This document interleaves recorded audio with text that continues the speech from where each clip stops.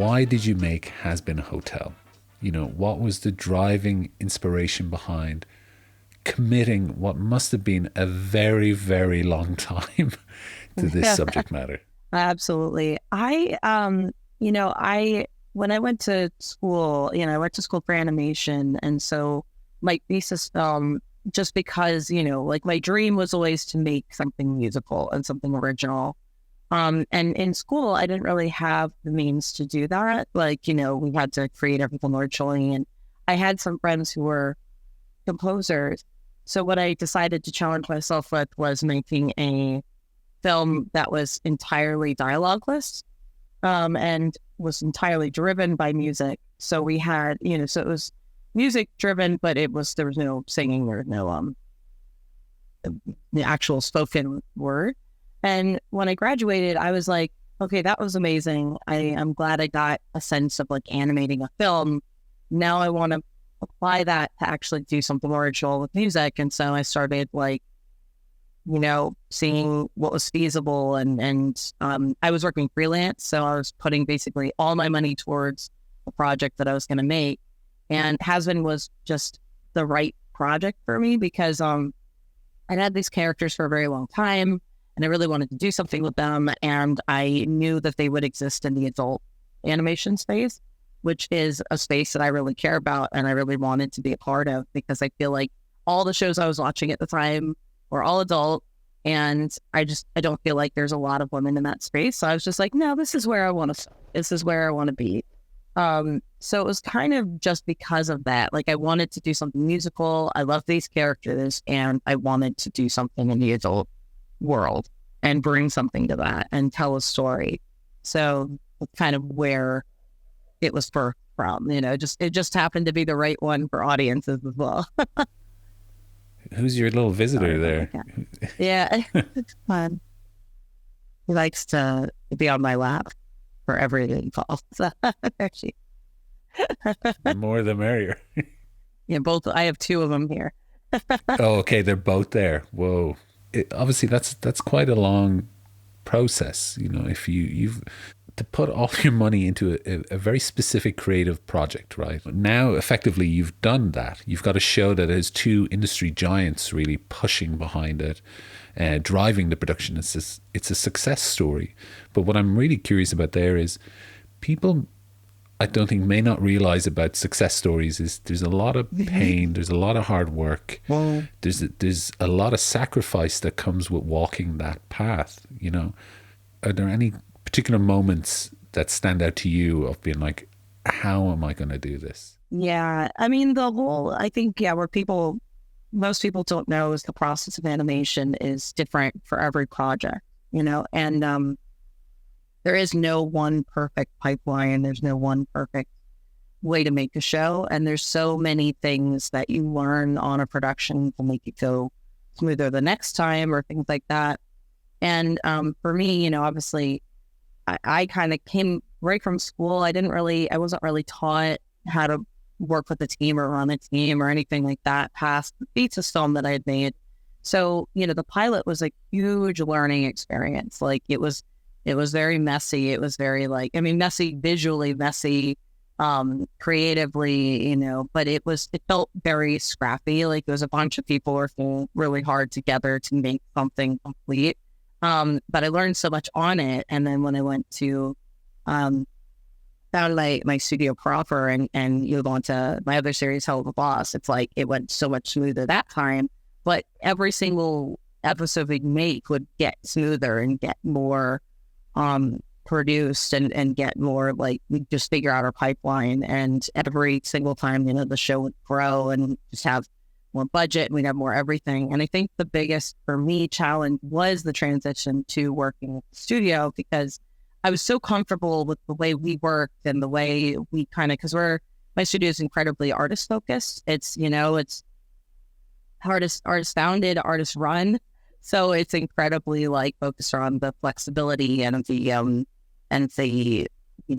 understanding of how complicated a shot is or a scene is or things like that. Whereas in a studio, I don't know, it was new. I was new to that. I was new to how studios run with studio budgets and studio kind of expectancies and smaller teams.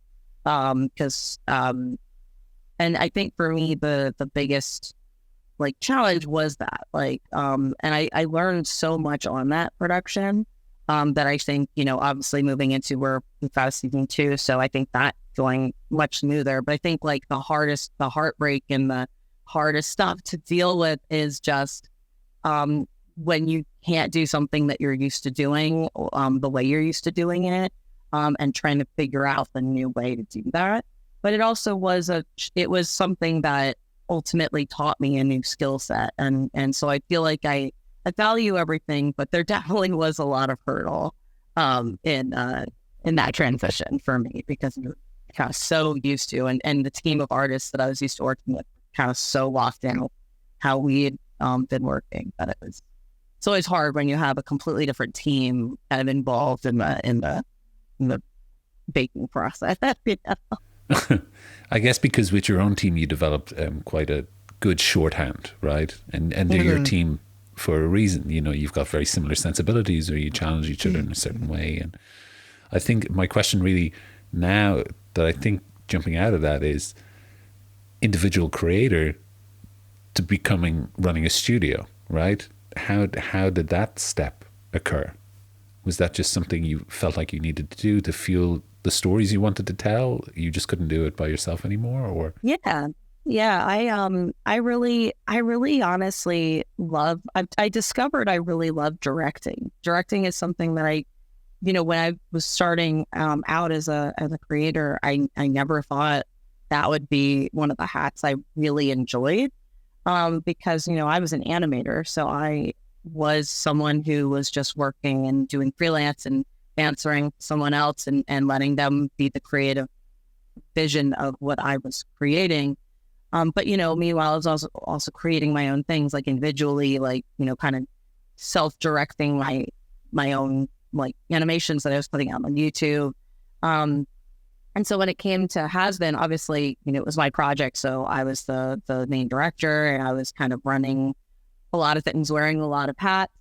And I kind of found that I loved it. I was like, I kind of love this. And over the course of making my other series, Hell of a Boss and HAZBIN, I've kind of stopped animating. I'm no longer an animator on the shows. I'm doing much more of the oversight kind of roles, like directing, approvals, redlining, things like that.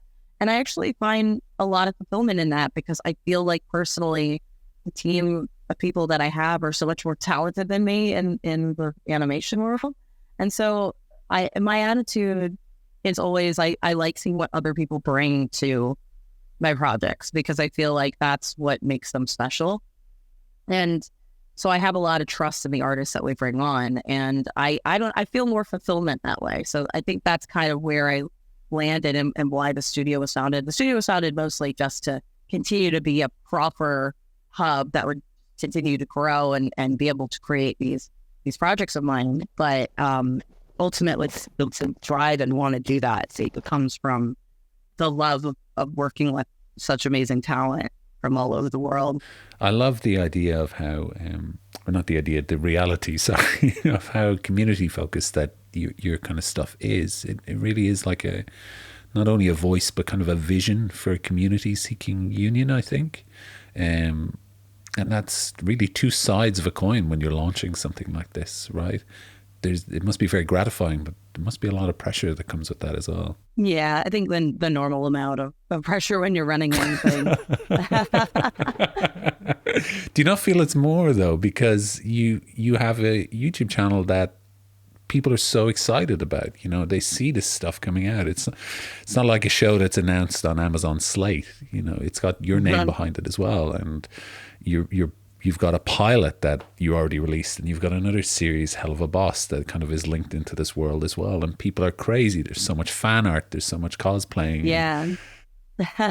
It definitely gets, obviously with the positive, there's also a lot of pressure to make it as good as possible. And, when people don't feel like something is 100%, where they want it to be, they have opinions and hear them. But So that definitely, I think my pressure for that mostly comes from Hell of a Boss, because it's an incredibly you know, audience like funded and kind of run show. You know, it's incredibly tied in with like, you know, the budget comes from merch sales and from things like that. So obviously for that one, there's a little bit of a pressure to like make the best thing we can as much as we can. But I also trust, like, again, I trust the artists that are working with me creating incredible boards and incredible animation. And I trust my writers who, you know, I am a part of, that are telling a story that we think is worth telling.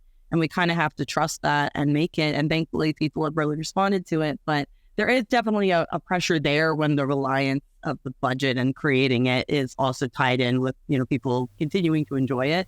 So, but thankfully, we've had no issue there. So, you know, I'm very, very glad and fortunate that the show is enjoyed. But HAZBIN obviously has different setup with, you know, with the studios behind it, and they're the one that gets the budget, things like that. So it's a little bit nice. It's nice to have a different reason that a show is being made, and for a similar reason though. Like it's obviously, if the audience likes it, is reliant. But You know, you've mentioned your writers and everything there. I think now I've had the pleasure, because of the stage that we're talking at, I've seen the whole series, right? And or season 1 of Manny, let's hope. It's such a good show. And I'm not just saying that because, you know, we're talking. It's actually really good. And I think I realized that in the Val and Angel episode. I was like, oh my God, this is so, it added such a deeper dimension that proved what the series was capable of, right? Because you've got a lot of, you know, very specific humor, you've got crassness, sexuality, all these different things that all bleed into each other. But within that world, there's also that, you know, positivity, but there's a dark reality that sits in there too. And the being brave to pull that in, I think, is incredible. You know, you're not pulling punches there, really. Literally not pulling punches. People are getting punched a lot in this. Or, you know, the Heaven episode as well. thank you so much. I really appreciate that. Yeah, the fourth episode, the Angel episode with Valentino, is very special to me because that is one of the episodes that, as I was developing the series way before A24 Amazon came into the picture, I had that synopsis in that episode, like as the, like, if I ever get season 1, this episode is in there. And that's one of the few, that one and episode 1 were the two that kind of made it the final series. And I'm really proud of it because that one was written by me and my writing partner, Adam Nalen. And we both have gone through a lot of things in our lives, and we both, like, the themes and the things present in that episode were incredibly personal. And it was something where I really wanted to be as honest with how dark things can get and how hopeless things can feel, but then obviously the uplifting at the end. Those are also two characters that I've had for a very long time and I really, really care about. And their dynamic is one of my favorites to explore in the show. So it was just a really special episode. And I'm really thankful because, you know, the kinds of stories in my show in animation are sort of starting, like, especially LGBT stories that are allowed to be given more weight and depth are kind of still new. So I was very nervous about whether or not it would be allowed to be as dark and as serious as it was, especially when the boards came in and they were as kind of messed up as they, you know, I was like, wow, this scene is really, it's perfect. But I hope it gets, I have no idea if it'll get approved. And they totally let it through. And I was like, this is going to be a scene that hasn't been seen in adult animation yet, like quite like this, you know, in this way.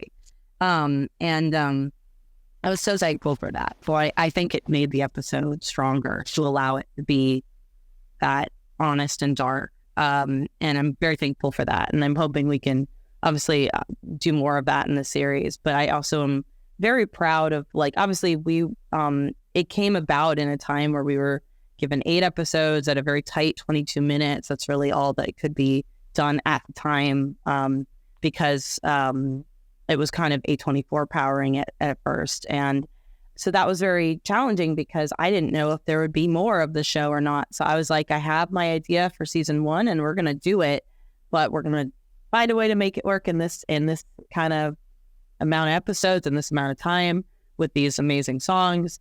And so I'm personally very proud of what we managed. I feel like we worked very hard in the writing side of it to make it as tight and as, you know, strong as we could, given everything we gave. But I'm really glad that 4th episode, because that's the one that feels the most like not a part of the overarching story that's going on with the angels and everything like that. And I was like really glad that we were still able to have that one and let it breathe and have this really crucial moment in Angel Dust storyline. Because it's authentic, right? Like you're talking about. It has this weighted authenticity to it that, I mean, you can have a show where it's humor and, you know, you've got this epic moral battle that's happening, but without the human, quote unquote, stories, it really can't mean anything, right? And that's why I was like, okay, this, I know for a fact, for me, at least in my life, as a reference point for excellent pieces of work in animation, and that's definitely up there, because it really made me think about this. You didn't solve the problem.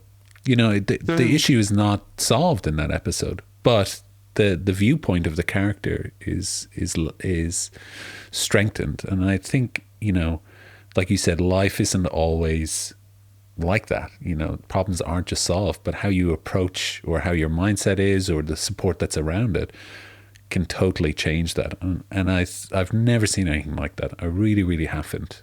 That was such a beautiful thing. So I've got to say thank you for that anyways, for putting that in. I know I keep talking about it, but I should probably move on. Thank you. It affected of me. course. It affected me. Yeah. I'm so glad. Like that's what I wanted. I wanted it to be something that resonated with people, and I'm so honored that like I've heard and seen how it really resonated with people, especially people who've gone through things like it. And I was like, that's why it was made. You know, it's not an experience everyone has had, but the people who have, it means a lot.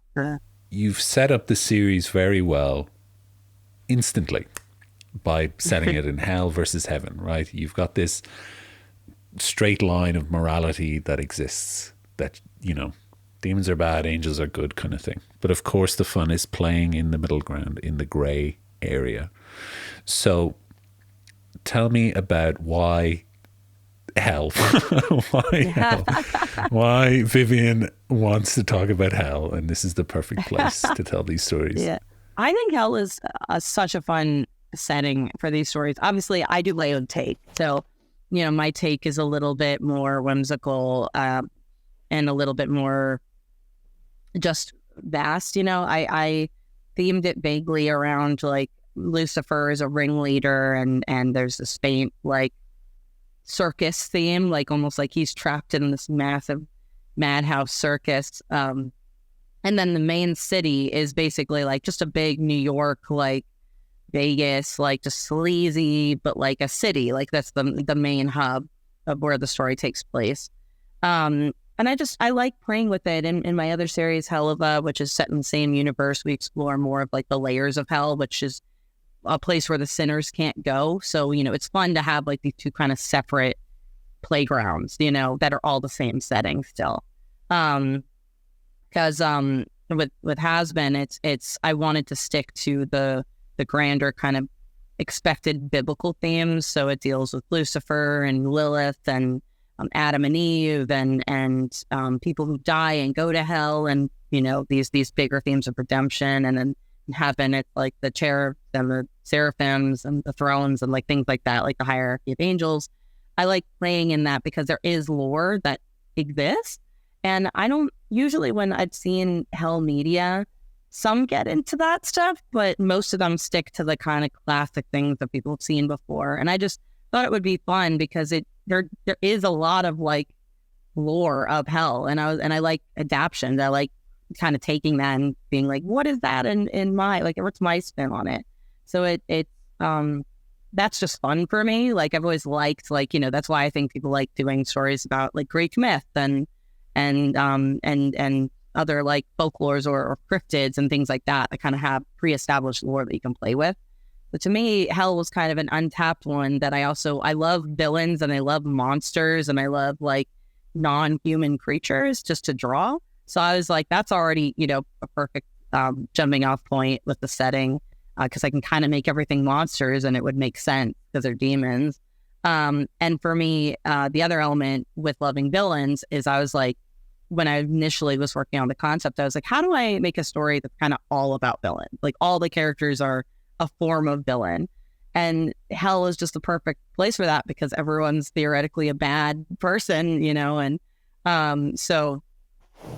or expected to be. So we have some like big, horrible, evil people. And then we have some people who just kind of messed up a bit and are kind of assholes, but they're not like irredeemable, And I think this question of what is redeemable, what is redemption is something I want to continue to explore in the show, because I also think it's a very nuanced, there isn't an answer because I feel like it's kind of different for each person. And I think that's something I do want to explore in the show.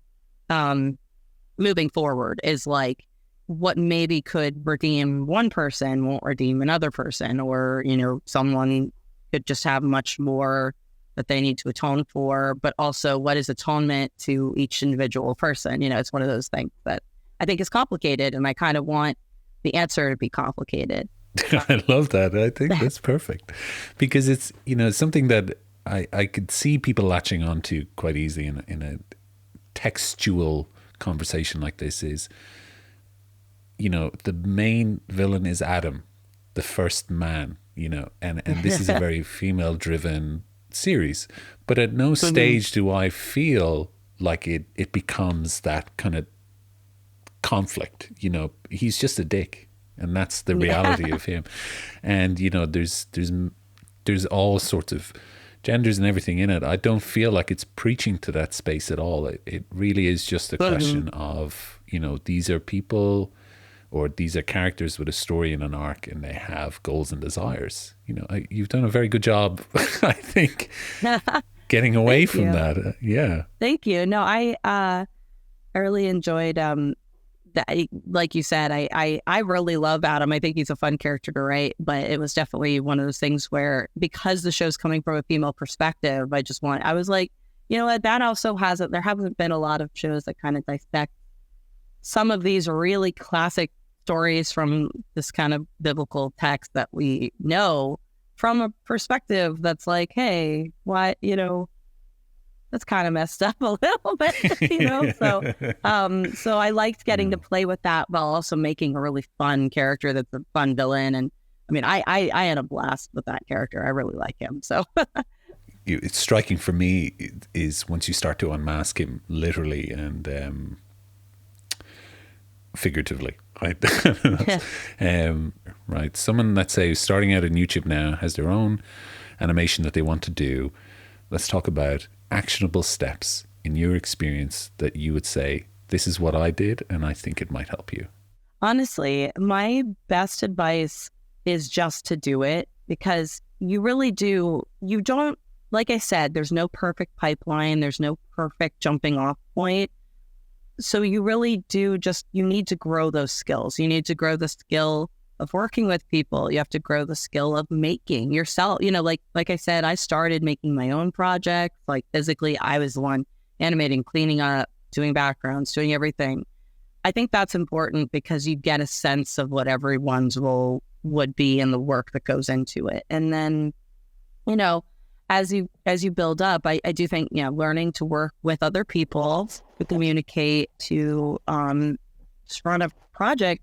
And it's not going to be perfect. It's going to be messy and you're going to learn, but you're going to learn better that way than even if you know ahead of time how to run it, because you're not unless you've done it before, you're not going to know what the importance was of each, step or things like that. So my recommendation is really just to dive in and to learn and to experience and grow, because that's what I did. The most though, is, research. Obviously having a budget is very important if you're going to work with other artists and with another team, but you can get that so many different ways. Again, I saved up. I had kind of a mix of a Patreon for my own work that people were supporting because I'd built an audience, because I built an audience by that point. And then I also was working freelance. So, and then as the show developed, I was posting, updates on it and everything. And that grew the Patreon support and grew the budget. So,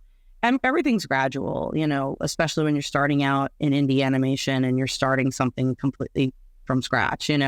But yeah, my recommendation honestly is just no one's voice is going to be quite like yours, and you need to be true to that voice. And you also need to, your goal can't be to be the next HAZBIN Hotel. You're going to fail. And if that is your goal, if your goal is to make your project a reality, it might be, like that's really where, because my goal wasn't to make a show that was going to get picked up by Amazon. My goal was to make an episode and hopefully make a series myself, and that's what then happened with Hello the Boss was, HAZBIN was going into that stage of development. And I was like, well, I can't stop this train. I want to keep making things. So Hello the Boss came along. And so I'm a big advocate for just getting your ideas out there and sharing things with the world. And we're in this really nice golden age of indie animation where more and more projects are succeeding and finding audiences and getting Kickstarter,